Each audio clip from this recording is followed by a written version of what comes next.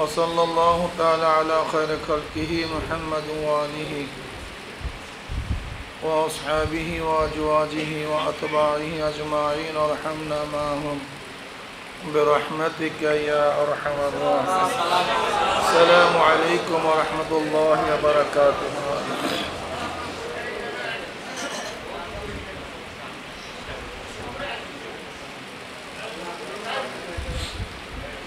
نحمد ونصلي على رسوله الكريم.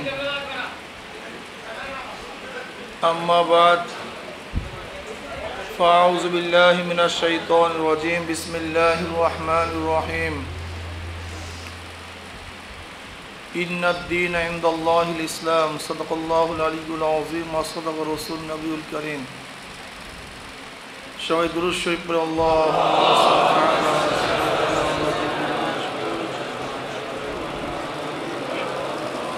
সাল্লাল্লাহু আলাইহি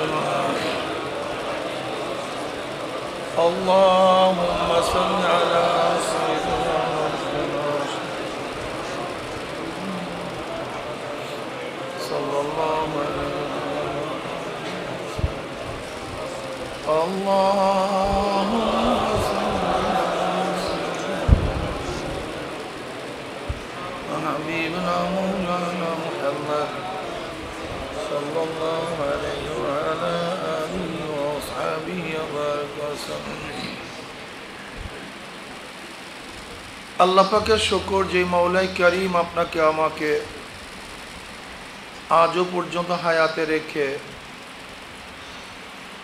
দুনিয়ার সমস্ত ঝামেলার থেকে মুক্তি দিয়ে কোরআন ও হাদিসের মজলিস আলেম ওলামা মুমিন মুত্তাকিন জাকিরিন শাকিরিনদের গুরুত্বপূর্ণ এক দামি মজলিসে আসার বসার বলা শোনার তৌফিক আল্লাহ পাক দান করছেন। শুকরিয়া তান সবাই বলে আলহামদুলিল্লাহ। এই মজলিস অনেক গুরুত্বপূর্ণ, অনেক দামি।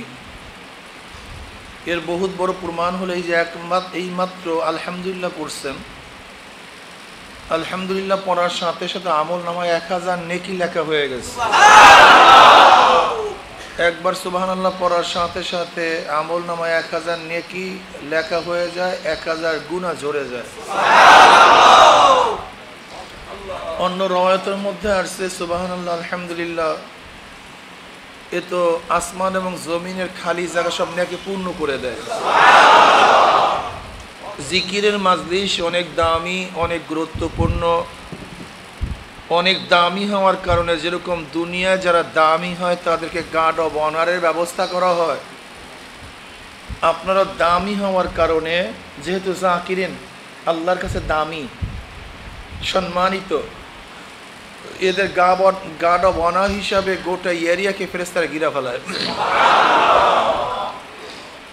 আল্লাহ পাক রব্বুল আলামিন মজলিসের অনবরত রহমত সাকিনা বর্ষণ করতে থাকেন।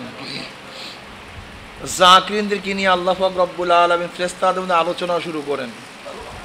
ওয়ান আবি হুরায়রা রাদিয়াল্লাহু তাআলা আনহু ওয়ান আবি সাঈদ খুদরি রাদিয়াল্লাহু তাআলা আনহু আন্নাহু মাশাহাদা আলা রাসূলিল্লাহি সাল্লাল্লাহু আলাইহি ওয়াসাল্লাম আন্নাহু قال لا يقعد قوم يذكرون الله تعالى إلا حفتهم الملائكة وغشيتهم الرحمة ونزلت عليهم السكينة وذكرهم الله في من عنده رواه মুসলিম। এই মাজলিস অনেক গুরুত্বপূর্ণ, অনেক দামি। কেমন দামি? জাকিরিন যখন জিকির শেষে মাজলিস ছাড়তে থাকে, একদল আহ্বানকারী ফেরেশতারা আসমান থেকে ডাক দিয়ে বলে, হে ফেরেশতা, ঘোষণা দিয়ে দাও, তোমরা সাক্ষী থাকো, তোমরা সাক্ষী থাকো, আমি ঘোষণা দিচ্ছি, জানিয়ে দাও গোটা দুনিয়ার মানুষকে, উশহিদুকুম আন্নী কাদ গাফারতু লাহুম, এই গোটা মাজলিসের বান্দাদের গুনাহ আমি সব মাফ করে দিয়েছি।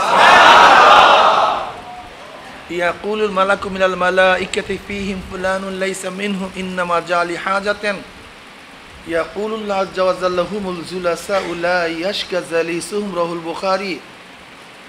এক ফেরেশতা বলতেছে, মাওলা হে, এদের মধ্যে সবাইকে মাফ করিও না, সবাই তো জিকিরের জন্য আসে নাই, সবাই তো তোমার কাছে জান্নাতও চায় না, জাহান্নাম থেকে নাজাতও চায় না, আসছে তো বিভিন্ন কাজে, ভুল ধরার জন্য, সমালোচনা করার জন্য, কাউকে খোঁজার জন্য, মাইক চালাবার জন্য, লাইট জ্বালাবার জন্য, বিভিন্ন কাজে এখানে আসছে। এই গুণে তারা গুণান্বিত না, তাদেরকে মাফ করিও না। তাদেরকে মাফ করছো কেন? যারা জিকির আজকার করছে, তোমার কাছে জান্নাত চাইছে, জাহান্নাম থেকে নাজাত চাইছে, তাদেরকে মাফ করো। কিন্তু অমুককে অমুককে মাফ করলা কেন? তার তো এই গুণে গুণান্বিত না। আল্লাহ পাক কি বললেন? হুমুল জুলাসা উলা ইয়াশকা জালিসুহুম। শোন, এই মাজলিস, এই জিকিরের মাজলিস আমার কাছে এত দামি, এত গুরুত্বপূর্ণ, কে কোন কারণে মাজলিসে ঢুকছে দেখার বিষয় নয়। যারা বসছে, ঢুকছে, জাকিরিনদের সাথে বসছে, তাদের সম্মানার্থে আমি সবাইকে মাফ করে দিচ্ছি। এইটার উদাহরণ আমি এইভাবে দেই, যেরকম জমিদার বাড়ির বিবাহের কাঠ আপনি পান নাই, বরযাত্রীর কাঠ পান নাই, কিন্তু বরযাত্রীদের সাথে মেহমানখানে ঢুকে গেছেন, দস্তারখানে বসে গেছেন, যে খাদিমদার সে কি বলবে ভাই কাঠ আছে কিনা, কাঠ আছে কিনা? এটা ইজ্জাত আবরুর খেলাফ, এটা লজ্জাস্কর ব্যাপার। এটা হয় দস্তারখানে বসে কাঠ খুঁজ করবে? তোমার কাঠ আছে কি নাই দেখার বিষয় নয়। যেহেতু কাঠওয়ালাদের সাথে বসছো, হ্যাঁ, কাঠওয়ালাদের সাথে বসছো, তুমি বিনা কাঠের লোক। কাঠওয়ালাদের সাথে বিনা কাঠের লোক বসলেও কাঠওয়ালাদের কাছে যেই খানা, যেই মেহমানদারি, কাঠবিহীন লোকের কাছে একই খানে একই মেহমানদারি। যদি কাঠওয়ালাদের সাথে বসলে কাঠবিহীন মানুষও একই ধরনের আপ্যায়নে আপ্যায়িত হতে পারে, এটা যদি দুনিয়ার নিজাম হয়ে থাকে, তাহলে আমরা আল্লাহওয়ালা না, আমরা জাকিরিন না, আমাদের দাম আল্লাহর কাছে নাই। কিন্তু এখানে কিছু দামি লোক আছে, কিছু জাকিরিন এখানে আছে, যারা জিকির আজকারের জন্য বসছে, ইখলাসের সাথে বসছে, যাদের সাথে আল্লাহর সম্পর্ক আছে।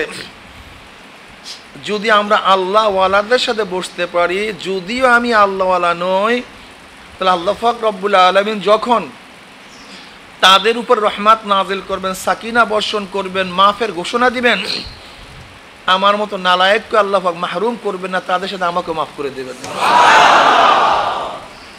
কাজে এই মাজলিস অনেক গুরুত্বপূর্ণ, অনেক দামি, ঠিক না? আল্লাহ পাক রব্বুল আলামিন সবাইকে যেন এখান থেকে বিদায় হওয়ার সময় একটা আমল নামার থেকে গোটা গুনাহ ঝারিয়া মুছিয়া ক্লিয়ার করিয়া দেন। পারেন কি পারেন না? ইন্নাল হাসানাত ইউযহিবনাস সাইয়্যাত। এমনি তো নেক সমস্ত গুনাহকে ধ্বংস করে দেয়। ভালো আমল সমস্ত সগীরা গুনাহকে মিটায়া দেয়। লেকিন যখন আমরা আখির মোনাজাতে তওবা করব, প্রথম মোনাজাতে তওবা করব, তওবার পরে আখিরে মোনাজাত দিয়ে চলে যাব, তাহলে সমস্ত উলামায়ে কেরাম ইত্তেফাক যে তওবাকারী সমস্ত কবিরা গুনাহকে মিটায়া দেয়। ইল্লা দাইন, যদি কারোর দেনা থাকে, এই অবস্থায় যদি মারা যান, দেনা পরের মাল ঠকাইয়া খাইছেন, পরের মাল আত্মসাৎ করছেন, টাকা আনছেন তো দেন নাই, মাপে কম দিছেন, আনায় বেশি আনছেন, এই পরের মাল যদি কেউ খেয়ে থাকেন, ভালো মতো বুঝেন, বুঝার চেষ্টা করেন। বর্তমানে এই রোগ আমাদের মধ্যে সবচেয়ে বেশি। কিসের পীর আর কিসের আলেম, কিসের মুহাদ্দিস, কিসের মুফতি, কিসের দরবেশ, সব এই জায়গায় ধরা। লেনদেনে সবাই ধরা, সবাই বলতে অনেকেই ধরা। নবী আলাইহিস সালাতু ওয়াস সালামের কাছে এক সাহাবী প্রশ্ন করেছে, ইয়া নবী আল্লাহ, যদি আমি শহীদ হয়ে যাই তো আমার গুনার অবস্থা কি? সব মাপ, ক্লিয়ার মাপ। একটু পরে বললেন, আমি কি বললাম? বলছেন তো ইয়া নবী আল্লাহ, যদি শহীদ হয়ে যায় তাহলে সব গুনাহ মাফ। ইল্লা দাইন। এইমাত্র জিবরাইল আমার কাছে আসছে, আমি তো বলছিলাম শহীদ হয়ে গেলে গলা যদি আল্লাহর রাস্তায় কাটায়া দেয় সব কি, কিন্তু এইমাত্র জিবরিল আসছে, আইসা বলতেছে ইল্লাদ দাইন, দেনা না, পরের মাল খাইছো, হক নষ্ট করছো, টাকা পাওনা টাকা দেও নাই, যদি আল্লাহর রাস্তায় যুদ্ধের ময়দানেও গলা কাটায়া দাও, হক্কুল এবাদ তো হক্কুল্লাহ তো মাফ হবে, কিন্তু হক্কুল এবাদ মাফ হবে না। খুব কঠিন মাসাইল, ভালো মতো বুঝেন। এর জন্য পরের মাল কেউ খাইয়েন না, সব বাদ ইবাদত। এই যে অনেকেই চরমনে মুরিদ হইতে চায় না বড় লোকরা, কারণটা কি বলেন তো? হ্যাঁ, কেন ওরা চিন্তা করতেছে কোন রকম মৌলবীর কাছে যাব, সে তো বাস আমার টাকা টুকা নিয়ে বিশাল কিছু করবে টুরবে আর আমাকে জান্নাতের সার্টিফিকেট দিয়ে দেবে। কিন্তু হক্কুল ইবাদের বয়ান তো করে না অনেকেই। সুদের বয়ান, ঘুষের বয়ান, পরের মাল মারিয়া খাওয়ার বয়ান, চুরির বয়ান, ডাকাতির বয়ান, এ তো অনেকের কাছেই নাই। যার কাছে বয়াত হয় প্রথম দেখে মুরিদের অবস্থা কি, বলে মুরিদের স্ত্রী বেপর্দা, এর কাছে আর পর্দার বয়ান মৌলবী কোনোদিন করে না। এর মেয়ে বেপর্দা, পর্দার বয়ান নেই। এই মুরিদ সুদখোর, সুদের বয়ান নাই। ঘুষখোর, ঘুষের বয়ান। আওয়ামী লীগ করে, আওয়ামী লীগের বয়ান নাই। বিএনপি করে, বিএনপির বয়ান নাই। জাতীয় পার্টি করে, জাতীয় পার্টির বয়ান নাই। কথা বোঝেন নাই? তাহলে মুরিদ রাগ করবে, মুরিদ চলিয়া যাবে। মুরিদের দিকে তাকায়া তাকায়া বয়ান করি মুরিদের হালাত কি। যদি আওয়ামী লীগ করে, ও জীবনেও আওয়ামী লীগের কোনো বয়ান খারাপিয়াতের বয়ান করবে না। বিএনপি করলে না, নেত্রী খুব একেবারে ফেরেস্তা, অমুকে খুব ফেরেস্তা, কোনো অসুবিধা নেই। তুমি রুগী হিসাবে ডাক্তারের কাছে যাও না, এক ডাকাতের কাছে গেছো। রুগী হিসাবে ডাক্তারের কাছে যাও নাই, এক ডাকাতের কাছে গেছো। ডাক্তারের কাজটা কি? রুগী যত বড়ই লুবি হোক না কোনো মিস্ত্রির প্রতি, কিন্তু রুগীর তো ডায়াবেটিস, দদির প্রতি যত, তার যে কোনো আকর্ষণীয় শরাবের প্রতি, শরবতের প্রতি যতই আকর্ষণ থাকুক না কেন, তার তো কিডনির রোগ। তাকে বলতে হবে খবরদার, তুমি খেতে পারবা না, এটা করতে পারবা না, তোমাকে এইভাবে চলতে হবে। এটা অরিজিনাল রুগী। আর যে শুধু চিন্তা করতেছে আমার ফিদেলি যথেষ্ট, তুমি মরো আর বাঁচো আমার দেখার বিষয় না। আমরা যাই কেন মুরব্বীদের কাছে, শায়েখদের কাছে যাই কেন? হুজুর ঘুষ ছাড়তে পারি না, সুদ ছাড়তে পারি না, দাড়ি রাখতে পারি না, সুন্নত অনুযায়ী চলতে ভালো লাগে না, খোদাদ্রোহী দল না করিয়া পারি না, আমার মেয়ে ছেলে স্ত্রী এগুলি নামাজ পড়ে না, বেপর্দা। কাজে হুজুর ঔষধ দেন। কি দেন? ঔষধ দেন। এর জন্য যান না? এছাড়া আসেন কিসের জন্য আমাদের কাছে? কারণটা কি? লাভটা কি? আসার তো উদ্দেশ্য যে রোগে পড়ছি সেই রোগ মুক্তি করেন, সেই রোগের চিকিৎসা করেন। কিন্তু বর্তমান জমানায় ওই তো বেশ যেরকম দেশ সেরকম, দেশ যেরকম বেশ সেরকম। লেনদেন খুব মারাত্মক, খুব মারাত্মক। পরের মাল খাওয়া যাবে না, পরের মাল খাওয়া যাবে না, হারাম মাল খাওয়া যাবে না। নবী আলাইহিস সালাতু কি ফরমান? ইজা ওয়াকাত লুকমাতুন মিনাল হারামি ফি বাতনি ইবনে আদম লানাহু কুল্লু মালাকিন ফিস সামাই ওয়াল আরদ মা দামাত তিলকা লুকমাতু ফি বাতনিহি ওয়া ইন মাতা আলা তিলকাল হালাত ফামাওয়াহু জাহান্নাম। যদি বনি আদমের পেটের মধ্যে এক লোকমা হারাম ঢুকে, এক লোকমা, আসমান এবং জমিনের সমস্ত ফেরেশতারা তার উপর লানত বর্ষণ করতে থাকে যতক্ষণ পর্যন্ত হারাম তার পেটের মধ্যে অবস্থান করে। ওয়া ইন মাতা আলা তিলকাল হালাত, যদি ওই অবস্থায় মারা যায়, ফামাওয়াহু জাহান্নাম, তার ঠিকানা ডাইরেক্ট জাহান্নাম। নবী আলাইহিস সালাতু ওয়াস সালাম অন্য হাদিসের মধ্যে ফরমান, যে রক্ত এবং গোশত হবে হারাম দ্বারা,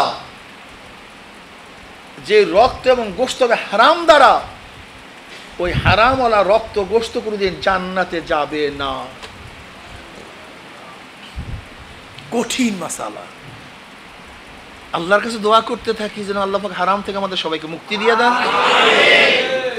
আল্লাহ এই পথ থেকে আমাদের সবাইকে বাঁচায় দেন।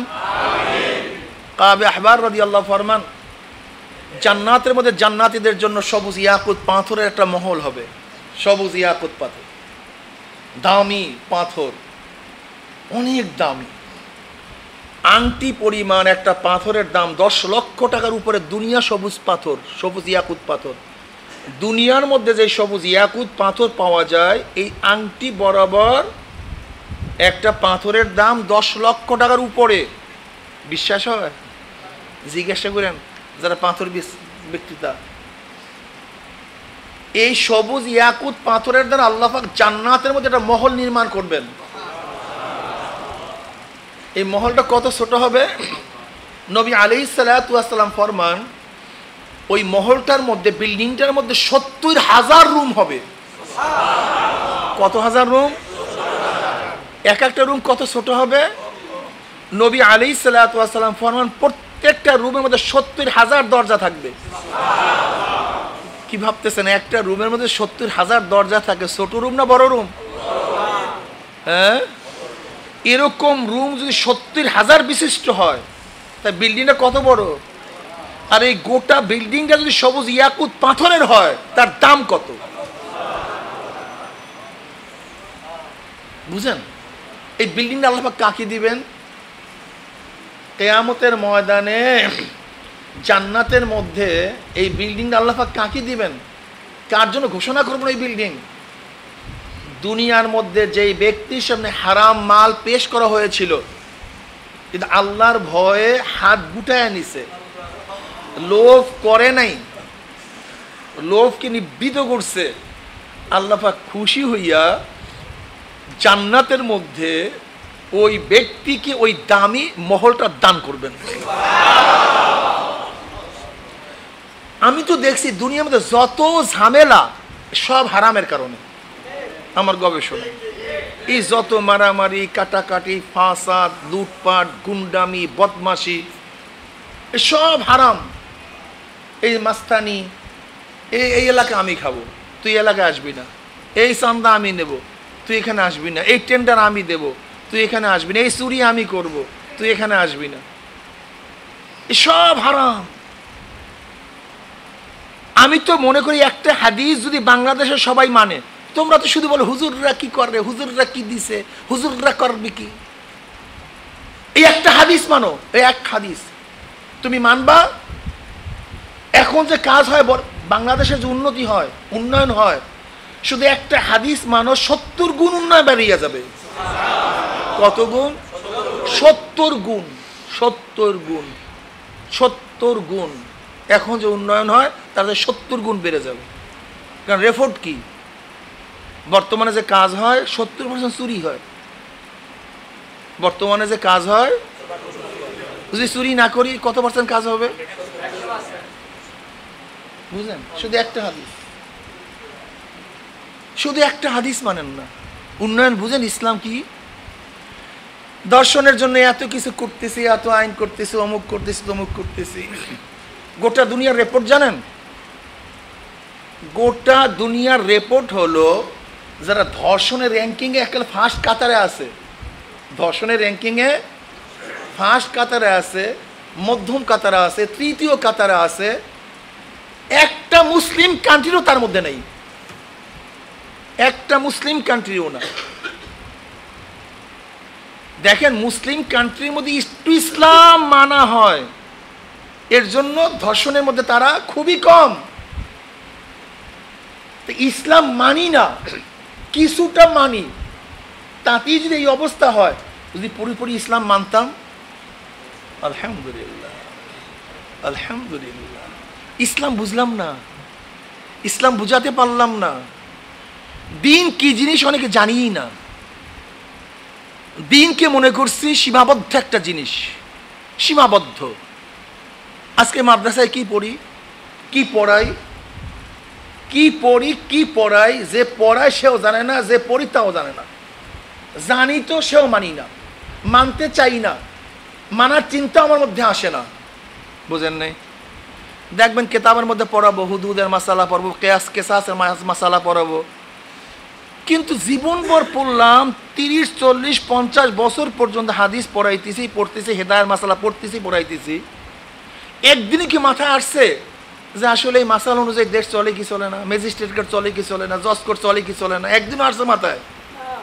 কেতাবুল বইও পড়তেছি, পড়াইতেছি, বুঝাইতেছি, বুঝতেছি, কিন্তু একদিনই কি এই বিল্ডিং থেকে নামাই চিন্তা করছি এই বাজারের মধ্যে আসলে কেতাবুল বই এইমাত্র যে মাসালা পড়ে আসছে এই অনুযায়ী চলে কি চলে না, বেচা কিনা হয় কি হয় না? হ্যাঁ, নেকার যে মাসালা পড়ছি একদিনও কি চিন্তা করছি নেকা আমাদের মাসালা অনুযায়ী হয় কি হয় না? দিয়াতের যে মাসালা পড়ছে এই মাসালা অনুযায়ী হয় কি হয় না? তালাকের যে মাসালা পড়ছে এই অনুযায়ী দেশ চলে কি চলে না? তো এতগুলি পড়ার দরকারটা কি? একেবারে বুড়ি বুড়ি কয়েকটা মাসালা পড়লেই তো হইতো। নবীর কাজটা কি ছিল? নবী আলাইহিস সালাতু ওয়াস সালাম ফতোয়া দিতেন। ফতোয়া দিতেন কি? কে দিতেন? আমার নবী। ফতোয়া কার্যকারী করতেন কে? আমার নবী। ফতোয়া কার্যকারীর স্থান কে তৈরি করছেন? আমার নবী। তিনি ফতোয়া দিতেন, তিনি প্রয়োগ করতেন, তিনি প্রয়োগের স্থান করছেন। আর আমাদের অবস্থাটা কি? আমাদের অবস্থাটা কি? ফতোয়া দেই, প্রয়োগ করতে পারি না, স্থান তৈয়ার চিন্তাও করি না।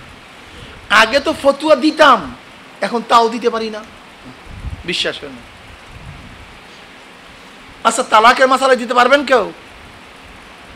শরিয়াত অনুযায়ী তালাকের মাসালা দিতে পারবেন? অনেকেই দিতে পারবো না। পারবো? নেকার মাসালা দিতে পারবেন? পারবেন না। বুয়ের মাসালা দিতে পারবেন? পারবেন না। হুদুদের মাসালা দিতে পারবেন? পারবেন না। তাহলে আগে তো কমপক্ষে ফতুয়া দেওয়া যাইতো, এখন ফতুয়া দিতে পারি না। আমি কথাটা বুঝাতে পারছি? এর জন্য আপনাকে আমাকে বুঝতে হবে যে ফতুয়া মাসায়েল সব কিছু আপনাকে আমাকে বুঝিয়া শুনিয়া তারপর সামনের দিকে পথ বাড়াতে হবে।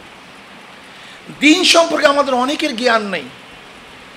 জনাব মুহাম্মদুর রাসূলুল্লাহ সাল্লাল্লাহু আলাইহি ওয়াসাল্লাম দিন নিয়ে আসছেন এবং দিনকে পূর্ণ করা হয়েছে। আল ইয়াউমা আকমালতু লাকুম দীনাকুম।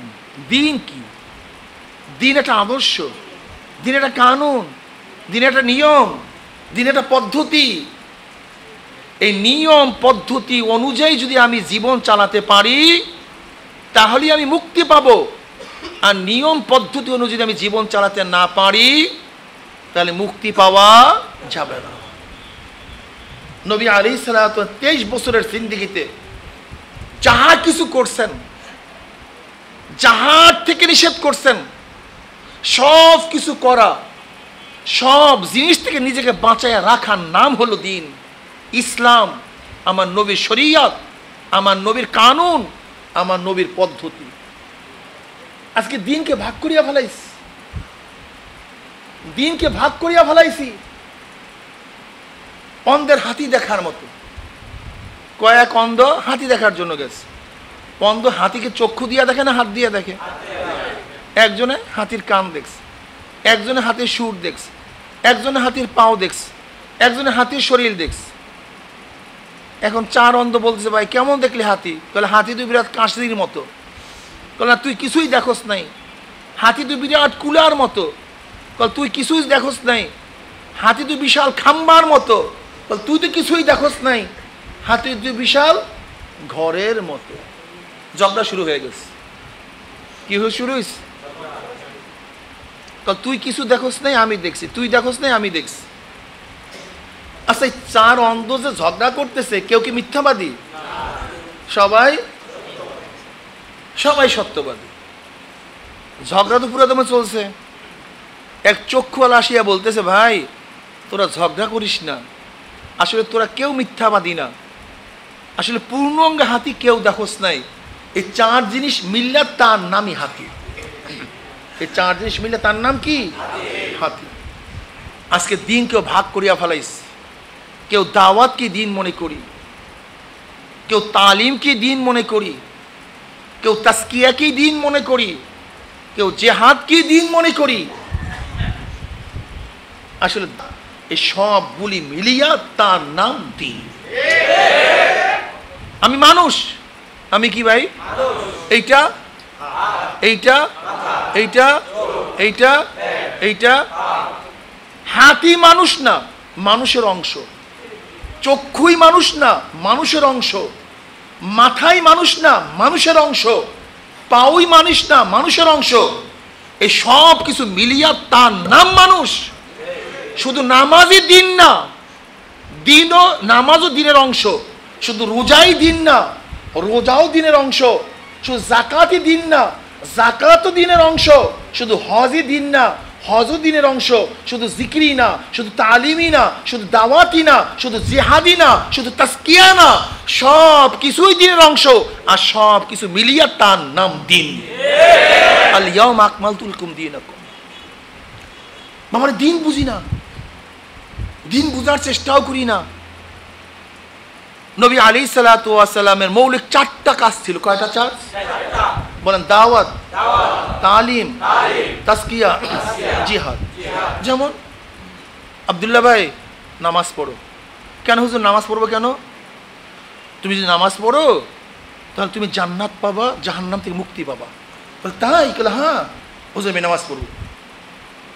তাই দাওয়াতের দ্বারা আগ্রহী হইস, উৎসাহিত হইস। কি কথা ঠিক না? কিসের দ্বারা? আচ্ছা বলো তো, নামাজের জন্য কোনো মাসালার দরকার আছে কি নাই? নাহলে পড়বে কিভাবে? কিছু জানার দরকার আছে কি নাই? এখন দরকার তালিম। কি দরকার? তা দাওয়াত দিয়ে উৎসাহিত করলাম, তালিম দিয়া নামাজ শিক্ষা দিলাম। এইভাবে উজু করো, এইভাবে রোজা, এইভাবে সিজদা করো, রুকু করো, কিয়াম করো। তা তালিমের প্রয়োজন। তালিম ছাড়া নামাজ হবে না। হ্যাঁ, ব্যক্তি তালিম পেয়ে গেছে, এখন যাইতেছে নামাজের দিকে। এতদিন তো কেউ সালামও দিত না, কালামও দিত না, প্রশংসাও করতো না। কিন্তু এখন আব্দুল্লাহর প্রশংসা, সবাই ভালোবাসে, সালাম দেয়, কালাম দেয়।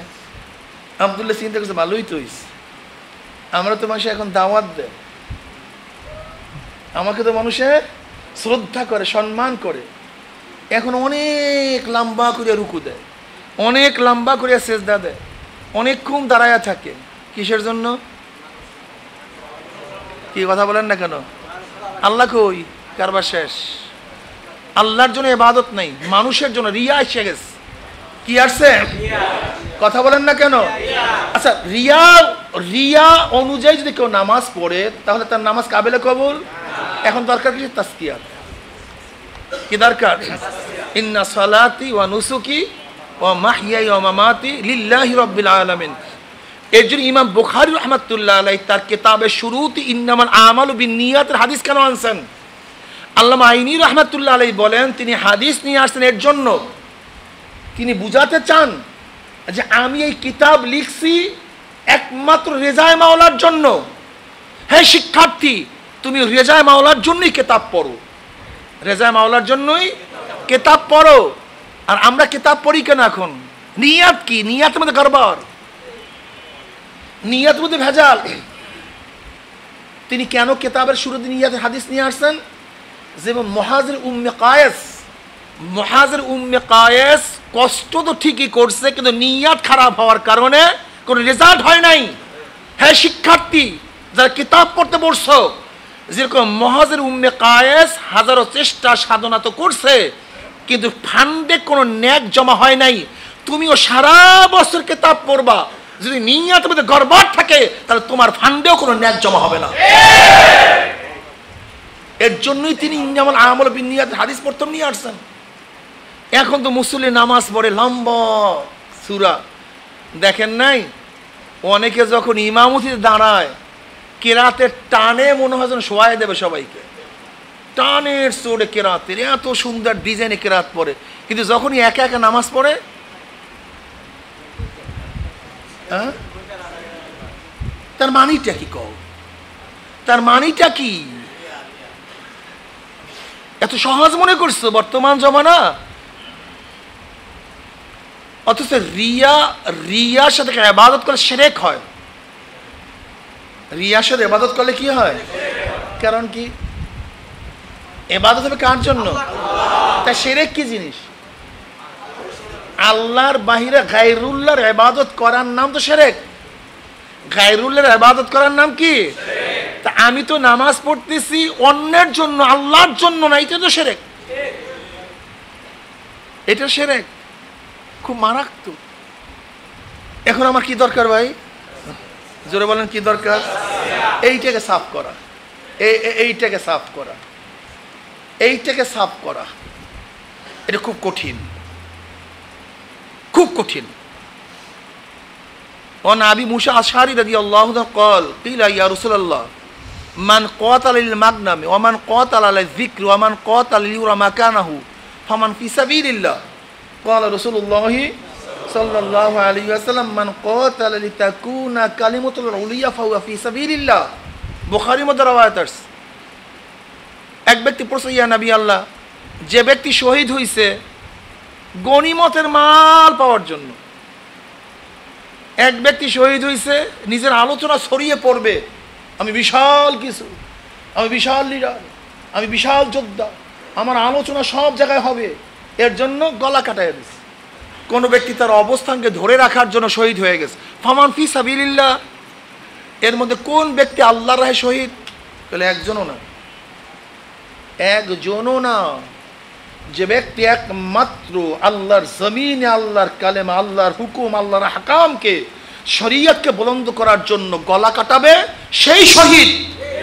এছাড়া অন্য কোনো কারণে শহীদ হলেও, মারা গেল, সে শহীদ। কি বুঝলেন? বুঝলেন কি?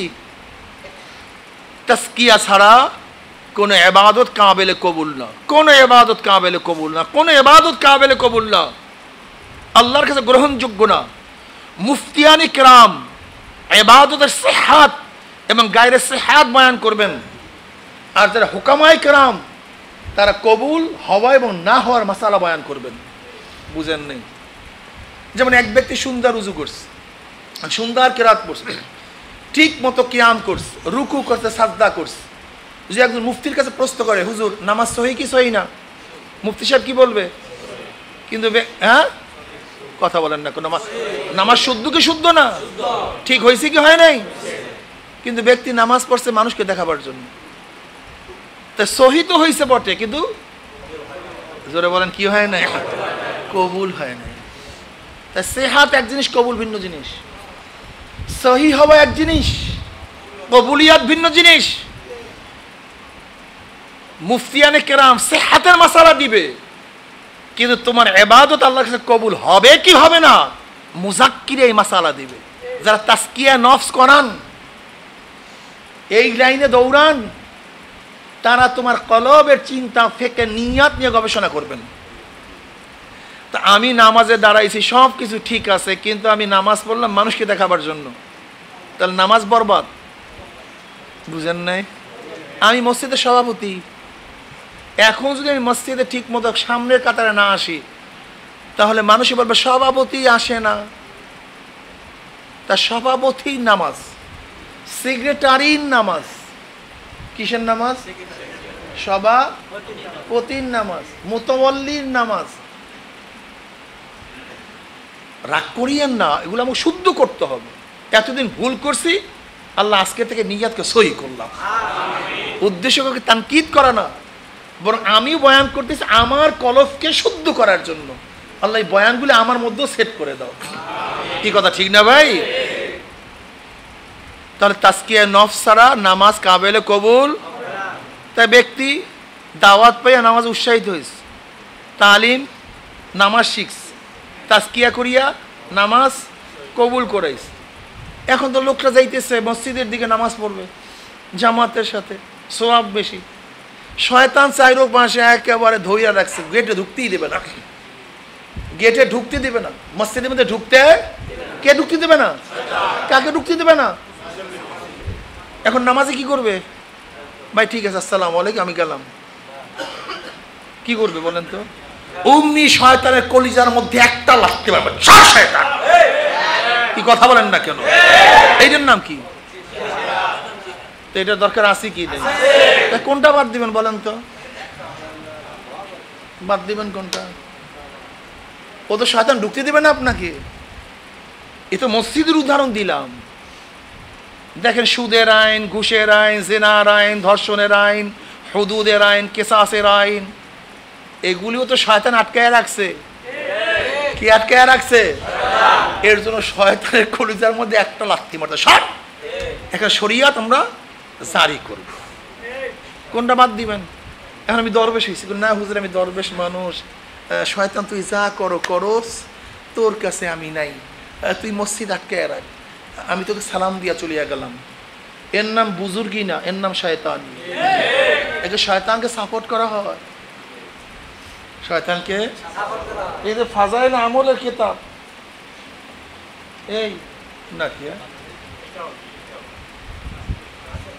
5 মিনিটের মাদ্রাসা দেখেন, ফাজাইল আমলের প্রথম কিতাবুদ দাওয়ার মধ্যে যে হাদিসগুলি নিয়ে আসছেন, এই হাদিসগুলি পড়িয়েন। বুখারীর রওয়ায়াত, কেমন রওয়ায়াত বুঝেন নাই? চমৎকার একটা হাদিস নিয়ে আসছে। নৌকার মধ্যে সফর করতেছে, নৌকা জাহাজ দোতলা, কয়তলা? উপরেও লোক আছে, নিচেও লোক আছে। এখন উপরের লোক নিচে নামিয়া পানি আনতে হয়, আর নিচের লোকের কাছে তো পানি আছে। এখন নিচের লোক চিন্তা করতেছে বারবার বালতি দিয়ে পানি উঠাবো, এর দরকার নাই, আমরা নৌকার মধ্যে সিধা করিয়া নেই, অটোমেটিক পানি উঠতে থাকবে। কি কথা বলেন না? নৌকার মধ্যে সিধা করিয়া নেই, অটোমেটিক। এখন দোতলার লোক চিন্তা করতেছে ঠিক আছে, ও সিধা করে করুক, আমি তো সুস্থ আছি, আমি সুন্দর আছি, আমার তো কোনো অসুবিধা নেই। হ্যাঁ, বুঝেন না কথাটা? বুঝাইতে পারি। দোতলার লোক চিন্তা করতেছে বেচলে ওরা ভিজবে, আমার সমস্যা কি? কিন্তু কিছুক্ষণ পর দেখবে কি আমার নবী কত সুন্দর উদাহরণ দিচ্ছে। চিনেন আমার নবীকে? আমার নবী বলতেছে যেরকম উপর তলার লোক যদি নিচের তলার মানুষকে বাধা না দেয়, ওই কাজ থেকে ফিরে না রাখে, কিছুক্ষণ পরে নিচের লোকও ডুববে, উপরের লোকও ডুববে। এর জন্য উপরের লোকের জরুরি হয়ে গেল যত বড় কষ্ট হোক না কেন, শক্তি প্রয়োগ করার দরকার হোক না কেন, নিচের লোককে এই ছিদ্র করার থেকে বিরত রাখা, নয়তো নিজেও কারবার শেষ, ওরও কারবার শেষ। ঠিক সমাজের মধ্যে গর্হিত কাজ যদি চলতে থাকে, আর সুফি দরবেশ আলেম ওলামরা চাইছে দেখো ও করুক, আমি তো ঠিক আছি, কয়েকদিন পর দেখবে যে নিজেও কারবার শেষ হয়ে গেছে, নিজেও ঠিক নাই, নিজেও ধ্বংস হয়ে গেছে। আমরু বিল মারুফ ওয়া নাহি আনিল মুনকার, তো দাওয়াত, তালিম, তাজকিয়া, জিহাদ, অন্যায়ের মোকাবেলা, সব কিছু আমার নবী করছে। কি করছে? এখন বলতে হুজুর আমি তো এক কাজে আছি, সব কাজ তো আমার দ্বারা সম্ভব না। এইটা হলো আমাদের সবচেয়ে বড় মাসাইল, সবচেয়ে বড় মাসআলা। আমরা বলি হুজুর সব কাজ তো একজনের সম্ভব না। আমরা কার অনুসরণ করব? জনাবে মুহাম্মদ রাসূলুল্লাহ। এরপরে কার অনুসরণ করব? খোলাফায়ে রাশিদিনের। এরপর সাহাবাদের। আলাইকুম বিসুন্নতি ওয়া সুন্নাতিল খুলাফাইর রাশিদিন আল মাহদিয়িন তামাসসাকু বিহা ওয়া আদ্দু আলাইহা বিন নওয়াজিজ। আমার সুন্নাত এবং আমার খোলাফায়ে রাশিদের সুন্নাত চঙ্গল পাকড়িয়া ধরো। চঙ্গল বুঝেন? চঙ্গল পাকড় না বুঝেন? বাস পাখি, চিল পাখি শিকারীকে কেমনে ধরে? নখগুলি সোজা করে সোজা গোছের মধ্যে ঢুকায়া দেয়, এরপর এরকম মারে, এই এরকম প্রথম ঢুকায়া দেয়, তারপর প্যাকা করে। এখন অবস্থাটা কি? সিরিয়া যাবে কিন্তু তার শিকারী ছুটবে না, এর নাম চুঙ্গল পাকড় না। তামাসসাকু বিহা, আমার সুন্নাত এবং সাহাবাদের সুন্নাত আঁকড়িয়ে ধরো, চঙ্গল পাকড়িয়া ধরো। ওয়া আদ্দু আলাইহা বিন নওয়াজিজ। নওয়াজিজ মানি হলো মারির কাপড় দিয়া, এই মারির দাঁত দিয়া, এই মারি সামনের দাঁত না, সামনের দাঁত না, নওয়াজিজ সামনের দাঁত যদি হয় তাহলে ফটকা মারলে দাঁত ভেঙে যাবে, ছুটিয়া যাবে, কাজ হবে না। নওয়াজিজ মারির দাঁত, মারির দাঁত, এই মারির দ্বারা আঁকড়িয়ে ধরো, যত বড় টানাটানি হোক না কেন ও ছুটিয়া যাবে, কিন্তু দাঁতও ভাঙবে না, তোমার ইও ছুটবে না, তোমার যেটা চাবায়া দশ সেটাও ছুটবে না। ও আদ্দু আলাইহা বিন নাওয়াজিস, আলাইকুম বিসুন্নতি, আমার সুন্নাত, আমার সাহাবায়ে কেরামের খোলাফায়ে রাশিদিনের সুন্নাত আঁকড়িয়ে ধরো। খবরদার লামুজাবিদের ধাক্কা আসবে, লামুজাবিদের তথাকথিত আহলে হাদিসদের ধাক্কা আসবে, বিদআতীদের ধাক্কা আসবে, মৌলবীদের ধাক্কা আসবে, ফিতনাবাজ মৌলবীদের ধাক্কা আসবে, ভণ্ড পীরদের ধাক্কা আসবে, অমুক দলের ধাক্কা আসবে, রাজনৈতিক ধাক্কা আসবে, ক্ষুধার ধাক্কা আসবে, জেলের ধাক্কা আসবে, মৃত্যুর ধাক্কা আসবে। খবরদার আমার সুন্নাত ছাড়বা না। আদু আলাইহা বিন নাওয়াজিস, বুঝেন?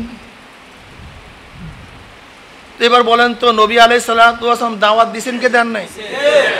তালিম করছেন কি করেন নাই? তাজকিয়া করছেন কি করেন নাই? জিহাদ তা তুমি ভাগ করলা কিভাবে? দাওয়াত আমার নবী দিছে, তালিম আমার নবী করছে, তাজকিয়া আমার নবী করছে, জিহাদ আমার নবী করছে, তুমি ভাগ করলা কেমনে মৌলবী? অফিস সাহেব, ঘটনা কি? আবু বকর সিদ্দিক রাদিয়াল্লাহু দাওয়াত দিছেন কে দেন নাই? তাজকিয়া, তালিম, জিহাদ। ওমর রাদিয়াল্লাহু তাআলা, ওসমান গনি রাদিয়াল্লাহু তাআলা, আলীউল মুর্তজা রাদিয়াল্লাহু তাআলা, তুমি ভাগ করলা কেন? বুঝেন নাই? দাওয়াত দিলে সবাই দাওয়াত দিবে, আমিও দাওয়াত দিলে সবাই দাওয়াত দিবে। হুজুর আপনার জন্য বিশাল খাওন। আল্লামা জাকারিয়া সাহেব রাহমাতুল্লাহ আলাইহি কত সুন্দর কথা লিখে গেছে। প্রথমেই ওমান আহসানু কাওলাম মিম্মান দা ইলাল্লাহি ওয়া আমিলা সালিহাও ওয়া ক্বালা ইন্নানি মিনাল মুসলিমিন, এর এই তাফসীরের মধ্যে, এই বাবের মধ্যে তিনি কত সুন্দর কথা লিখছেন। যদি দেখো তোমাকে সবাই পছন্দ করে, তাহলে মনে করবা নিশ্চিতভাবে তুমি দিনের সাথে গাদ্দারি করতেছো, দিনের কোন অংশ ছেড়ে দিয়েছো। তুমি দিন পুরোপুরি মানবা, আর দিনের দুশ্মনরা তোমাকে তারিফ করবে, প্রশংসা করবে, এটা সম্ভব না, এটা হয় না। বুঝেন নাই? এটা হয় না। আসলে দিন মানি না আমরা, দিনের খেদমত করি না, বরং দিন আমাদের খেদমত করে। আমরা ইসলামের খেদমত করি না, বরং ইসলাম আমাদের খেদমত করে।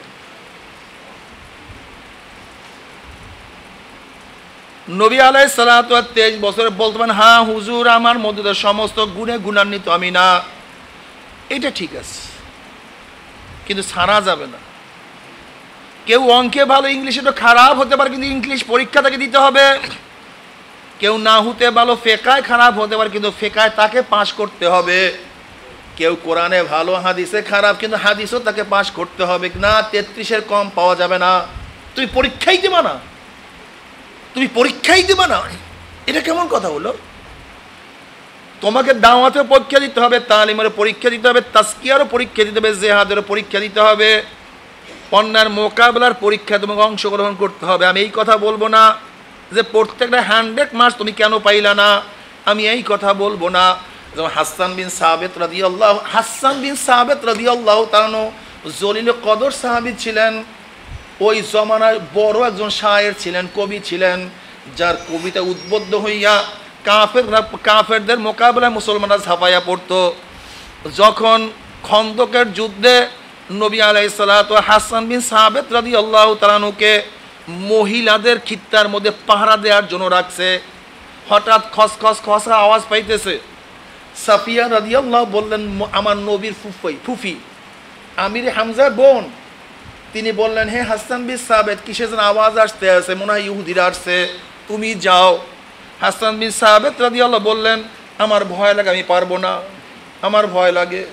অথচ এত বড় কবি, এত বড় সাহিত্যিক, কিন্তু সাহস কম। সাহস হতেই পারে, কিন্তু ময়দানে আসতেন, সাহস কম, কিন্তু ময়দানে না যেয়ে পারা যায়। সাফিয়া রাদিয়াল্লাহু তাআলা এই কথা শোনার সাথে সাথে ঘরের মধ্যে বড় একটা লাঠি নিয়া ওই ইহুদির মাথার মধ্যে একটা বাড়ি দিয়া জাহান্নামে পাঠাইয়া দিছে। ও যদি সাফিয়া রাদিয়াল্লাহু তাআলা ওই সময় কাজ না করতে, ইসলামের সমস্ত ইতিহাস ঘুরিয়া যাইতো, উল্টাইয়া যাইতো। ইসলামের ইতিহাস ঘুরিয়া যাইত। হাসান বিন সাবিত রাদিয়াল্লাহু তাআলা আনহু এত বড় কবি ঠিকই আছে, কিন্তু সাহস কম। হতেই পারে কেউ নাহুতে ভালো, কেউ সরফে ভালো, কেউ আদবে ভালো, কেউ তাফসিরে ভালো, কিন্তু কোনোটা বাদ দেওয়া যাবে না। কেউ নামাজ খুব ভালো পড়ে, কেউ রোজাও ঠিক ভালো রাখে, কেউ তেলাওয়াত কম করে, কেউ জিকির আজকার বেশি করে, সবই ঠিক আছে, কিন্তু কোনো ইবাদত বাদ দেওয়া যাবে না। সব ইবাদতের মধ্যে মশগুল থাকতে হবে। দাওয়াত আমাকে দিতে হবে, তালিম আমাকে করতে হবে, তাজকিয়া আমাকে করতে হবে, অন্যার মোকাবিলা আমাকে করতে হবে। কিন্তু খবরদার ইবাদত করার পরে নিজের ইবাদতের মধ্যে নিজে আত্মতুষ্টি লাভ করা যাবে না। সব সময় মাওলা দিকে তাকাবে, মাওলা রে তুমি মাপ না করলে কোনো উপায় হবে না। অবস্থাটা কেমন হইল? যেরকম কোনো এক ব্যক্তি প্রেমাস্পদের জন্য, মাসুকার জন্য, মাহবুবার জন্য খুব সুন্দর সুন্দর সদাই করতেছে, বাজার করতেছে, কিন্তু মনটা বেজার। একজনের প্রশ্ন করছে, এত দামি দামি তুমি বাজার করো, কিন্তু তোমার মন বেজার কেন? তখন সেই ব্যক্তি জবাব দিতে আছে, আমি তো আমার চয়েস অনুযায়ী বাজার করতে আসি, কিন্তু যার জন্য করতে আসি সে কি এটা পছন্দ করবে কি করবে না, সেই টেনশনে আমি আছি। ঠিক আমিও নামাজ পড়ি আমার সাধ্য অনুযায়ী, কিন্তু আমার মাওলা আমার নামাজ কবুল করবে কি করবে না। আমি তো রোজা রাখি আমার সাধ্য অনুযায়ী, কিন্তু আমার রোজা আমার মাওলা কবুল করবে কি করবে না। আমি তো ইবাদত করি আমার সাধ্য অনুযায়ী, আমার ইবাদত মাওলা কবুল করবে কি করবে না। এর জন্য আশিক নিজের ইবাদতের কখনো তুষ্টি হয় না, সবসময় মাওলা রে তুমি না কবুল করলে উপায় হবে না। কিয়ামতের ময়দানে কত হাজিদের হজকে আমার মাওলায় মুখের মধ্যে থুকে মারে, কত নামাজিদের নামাজকে আমার মাওলা তাদের চেহারার মধ্যে নিক্ষেপ করবে, কত আবেদের ইবাদতকে আমার মাওলা তার চেহারা নিক্ষেপ করবে, কত বয়ানীদের বয়ানকে, কত পীরের পীর মুরিদিকে। আল্লাহ তুমি আমাদের সবাইকে মাফ করিয়ে বাবারে।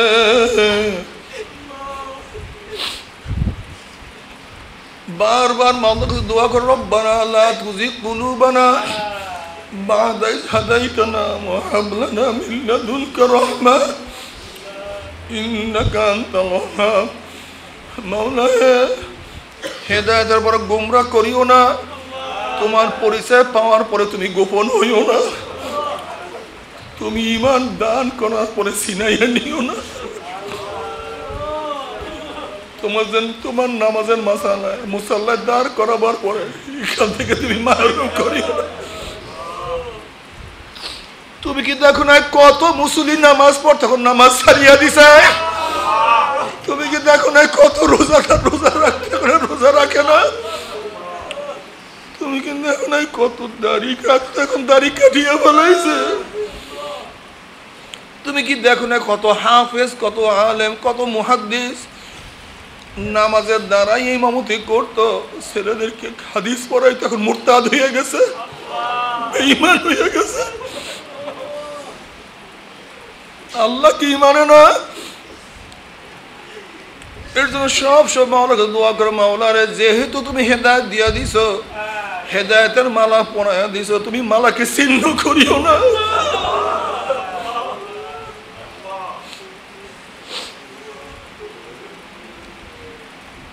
বাবারে আমার মাওলা পাক রব্বুল আলামিন যা ইচ্ছা তাই করতে পারেন।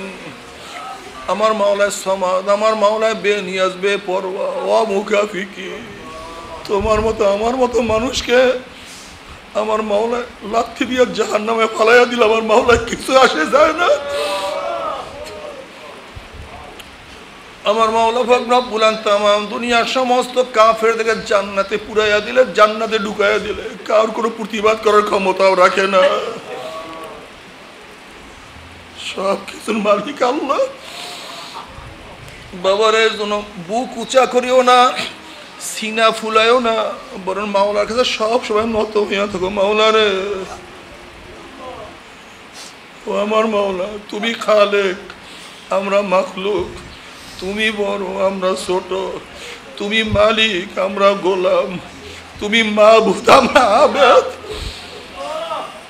যদি মাওলাকে নিয়ে মাওলার কবরেই যাইতে পারো, আমার মাওলা কবরটাকে জান্নাতের বাগিচা বানায়া দিবে। যদি কিয়ামতের ময়দানে মাওলাকে রাজি খুশি করে উঠতে পারো, নবী আলাইহিস সালাতু ওয়াস সালামের হাত মোবারকে হাউজে কাউসারের পানির মাওলায় ব্যবস্থা করিয়া দিবে, আরো সে নিচে জায়গার ব্যবস্থা করিয়া দিবে। আহা, পুসরাত পাড়ি দিয়ে আমার মাওলার জান্নাতে যাওয়ার সমস্ত পথ আমার মাওলায় খুলিয়া দিবে। এমন জান্নাত আমার মাওলা দান করবে যেই জান্নাতের কথা কেউ কোনোদিন কানেও শুনে নাই, চোখেও দেখে নাই, অন্তর অনুভবও করে নাই। আর খোদা না খাস্তা যদি আমার মাওলাকে রাজি খুশি না করিয়া মাওলার কবরে যাও, ওই কবর আর কবর থাকবে না। কোন কোন নাফরমানের কবরের মধ্যে একটা নয়, 2টা 99টা সাপ জমা হইয়া যাবে। আল্লাহ মাফ করিয়া দাও। কোন কোন নাফরমানের কবরটা জাহান্নামের একটা কুয়া হইয়া যাবে। কিয়ামতের ময়দানে আল্লাহ তুমি আমাদের সবাইকে মাফ করিয়া দাও। কিয়ামতের ময়দানে নাফরমানরা উঠবে, কাউর ঘাম হাঁটু পরিমাণের হইয়া যাবে, কাউর ঘাম কোমর পর্যন্ত হইয়া যাবে। কেউ ঘামাইতে ঘামাইতে ঘামাইতে ঘামাইতে ঘামের মধ্যে সাঁতার কাটতে থাকবে। আল্লাহ তুই আমাদের সবাইকে মাফ করিয়া দাও। আহারে, এরপর উল্টা বিলে হাত পাও শিকল দিয়া বান্ধিয়া টানিয়া টানিয়া টানিয়া টানিয়া টানিয়া টানিয়া জাহান্নামে নিক্ষেপ করো।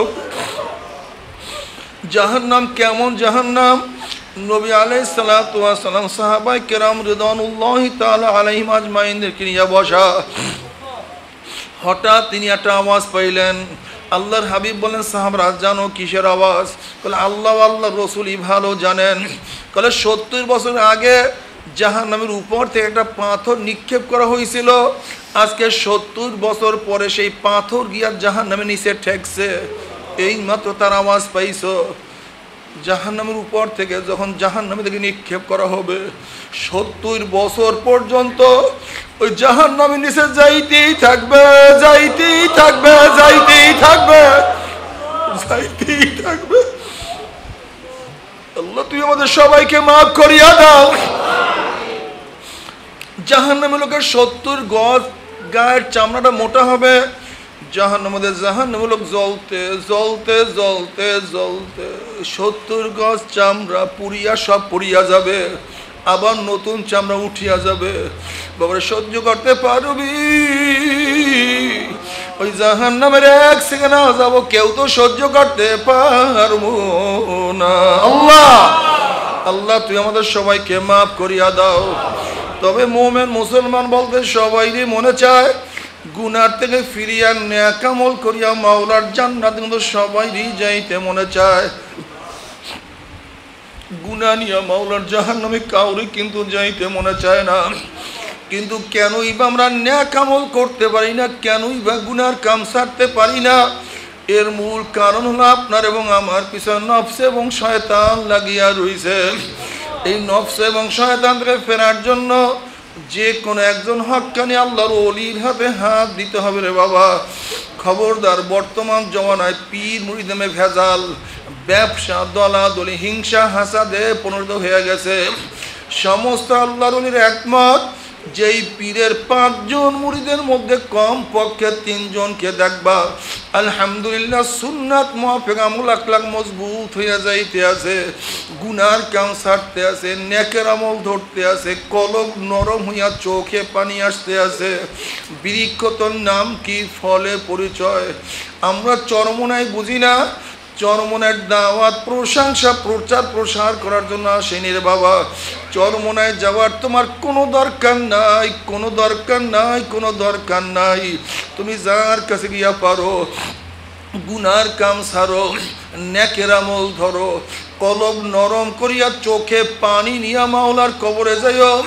যেরকম দুনিয়ার ঘরে আগুন লাগলে পানি ছাড়া নিবানো যায় না, ঠিক তদ্রূপ তোমার এবং আমার গুনার দ্বারা যে জাহান্নামের আগুন জ্বলিয়া রইছে, চোখের পানি ও ছাড়া কিন্তু জাহান্নামের আগুন নিবানো সম্ভব না। কাজে আমার জন্য দোয়া চাই, আমিও দোয়া করি। সবাই সবার জন্য প্রাণ খুলিয়া দোয়া করো, যেন কিয়ামতের ময়দানে গলাগলি বাঁধিয়া মাওলা একসাথে জান্নাতে যাওয়ার তৌফিক দিয়া দেন। আল্লাহুম্মা আমিন। আল্লাহুম্মা আমিন। ও আমার পর্দালে মা বোনেরা, দুই হাত তুলিয়া মাওলার দরবারে কান্দো আর মাওলার কাছে মাপ চাও। কান্না না আসলে মনের বুঝারে মন একদিন এই ঘরের দরজা দিয়ে নতুন বউ হইয়া উঠছিল রে মন। কত মেয়েলোকে শরবত খাইছে, কত মেয়েলোকে বাতাস করছে, আবার একদিন এই ঘরের দুয়ার দিয়া মরাল আসিয়া বাইর হব। ছেলে কানবে মামা করে, মেয়ে কানবে মামা করে, ওরে মন জবাব তো আর দিব না। আল্লাহ আল্লাহ কত আলেম ওলামাদেরকে নিয়ে হাত তুললাম রে মাওলা। আল্লাহ কত সাদা দাড়িওয়ালা ভাইদেরকে নিয়ে হাত তুললাম রে মাওলা। আল্লাহ কত বেগুনার না বলে তালবে ইলম ভাইদেরকে নিয়ে হাত তুললাম রে মাওলা। আল্লাহ কত জাকিরিন শাকিরিন আর খাস খাস বন্দাদেরকে নিয়ে হাত তুললাম রে মাওলা। আল্লাহ আমি তো গুনাহগার, আমার দিকে না তাকাইয়া তোমার যেই বন্দার হাত পছন্দ হয় তার উসিলে আমাদের সবার গুনাহ কথা মাফ করে দাও। আল্লাহ তুমি মাফ করবাই না, আল্লাহ তুমি মাফ করবাই না, ক্ষমা করবাই না, তাহলে তোমার বন্দার এখানে কেন আসছে? আল্লাহ কি পাওয়ার জন্য আসছে, কি চাওয়ার জন্য আসছে? আল্লাহ আমরা দুনিয়া পাওয়ার জন্য আসি নাই, দুনিয়া চাওয়ার জন্য আসি নাই, দুনিয়ার বিপদে পড়িয়াও কেউ আসি নাই।